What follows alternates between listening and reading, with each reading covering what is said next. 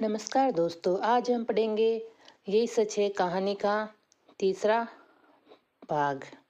कलकत्ता। आज सवेरे मेरा इंटरव्यू हो गया। मैं शायद बहुत नर्वस हो गई थी और जैसे उत्तर मुझे देने चाहिए वैसे नहीं दे पाई। पर निशित ने आकर बताया कि मेरा चुना जाना करीब करीब तय हो ही गया है। मैं जानती हूँ ये सब निशित की वजह से ही हुआ है।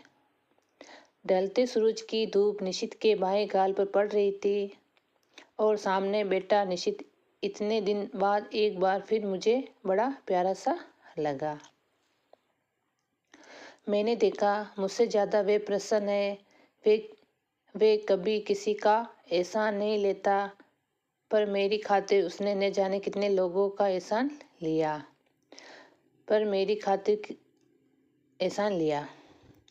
आखिर क्यों?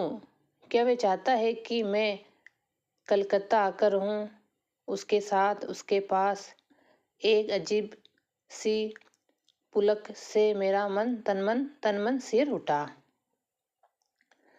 वह ऐसा क्यों चाहता है? उसका ऐसा चाहना बहुत गलत है, बहुत अनुचित है। मैं अपने मन को समझाती हूँ, ऐसी कोई बात नहीं है। शायद वह केवल मेरे प्रति किए गए अपने अन्याय का प्रतिकार करने के लिए ये सब कर रहा है। पर क्या वह समझता है कि उसकी मदद से नौकरी पाकर मैं उसे क्षमा कर दूंगी या जो कुछ उसने किया है उसे भूल जाऊंगी? असंभव। मैं कल ही उसे संजय की बात बता दूंगी। अब निशित कहता है, आज तो इस खुशी में पार्टी हो जाए। काम की बात के अलावा ये पहला वाक्य मैं उसके मुंह से सुनती हूँ। मैं ईरा की ओर देखती हूँ। वे प्रस्ताव का समर्थन करके भी मुन्नू की तबीयत का बहाना लेकर अपने आप को काट लेती है।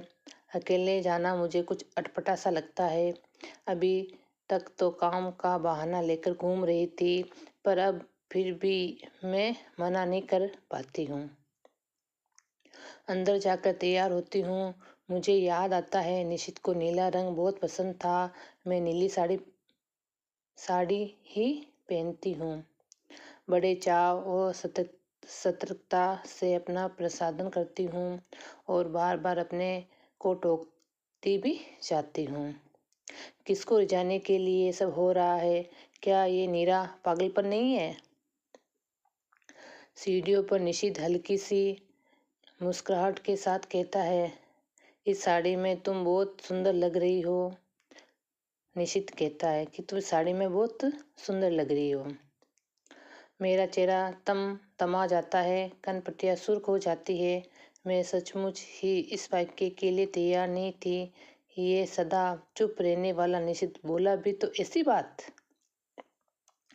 मुझे ऐसी बातें सुनने की जरा भी आदत नहीं है। संजय ने कभी मेरे कपड़ों पर ध्यान देता है न किसी बात ने ऐसी बातें करता है, जबकि उसे पूरा अधिकार है और ये बिना अधिकार के ऐसी बातें करे।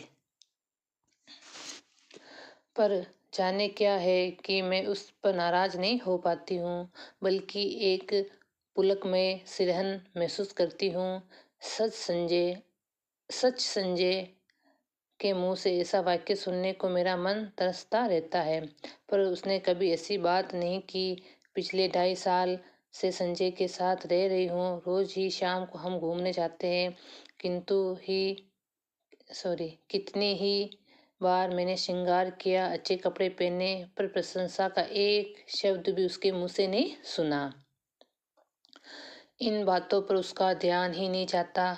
वे देखकर भी जैसे ये सब देख नहीं पाता। इस वाक्य को सुनने के लिए तरसता हुआ मेरा मन जैसे रस से नहा जाता है। पर निशित ने ये बात क्यों कही? उसे क्या अधिकार है ऐसा? दीपा सोचती है। क्या सचमुच ही उसे अधिकार नहीं है? नहीं है। जाने कैसी मजबूरी है, कैसी व्यवस्था है कि मैं इस बात का जवाब नहीं दे पाती हूँ। निश्चयतात्मक दृढ़ता से नहीं कह पाती हूँ कि साथ चलते इस व्यक्ति को सचमुच ही मेरे विषय में ऐसा अवांछित बात कहने का कोई अधिकार नहीं है। हम दोनों टैक्सी में बैठते हैं। मैं सोचती हूँ आज मैं इसे संजय की बात बता दूंगी।